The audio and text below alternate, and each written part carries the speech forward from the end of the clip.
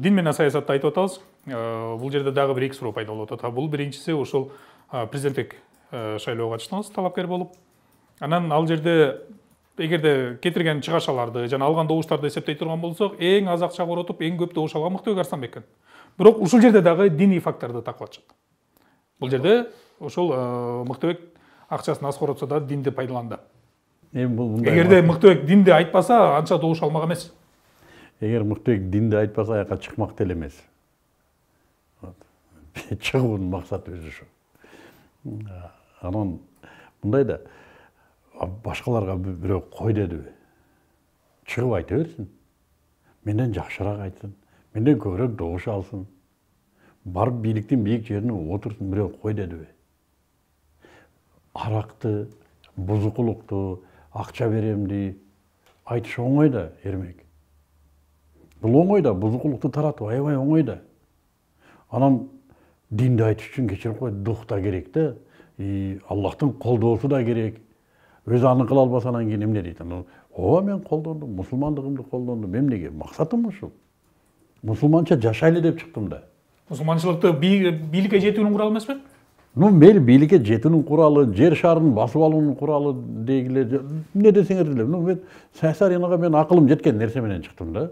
Акылым жетпеген интернеттен көчүрүп алып чыккан жокмун да, бир платформаларды. Айырмак ушунда. Платформаларын түртүп атканда сен сурасаң, каяктан алдан, тайнеси жазып бердиби, тайтасы жазып бердиби, каяктан көчүрүп алганын өзү да билбейт. Бир референти жазып берет же бирөөнүкүн жазып алып, ошо акчаны кетирип гезит кылып чыгара берет. А мен өзүм акылым жеткен, өзүм түшүнгөн нерсени түрттүм да. Анан бунун эмнеси кылмыш?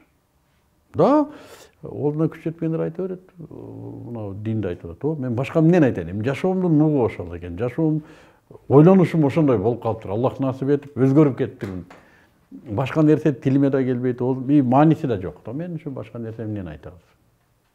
Ошон үчүн мындай да Кыргыздан айланса болот. Мен башка элди билбейм. Биздин элде балдар мындай экен. Өзүнө ыраа көргөндө бир нерсеге башкалары да ыраа көрөт экен. Менде болгон башкада да болсо. Бул биздин табигый улуттук өзгөчөлүк деп ойлоп калдым.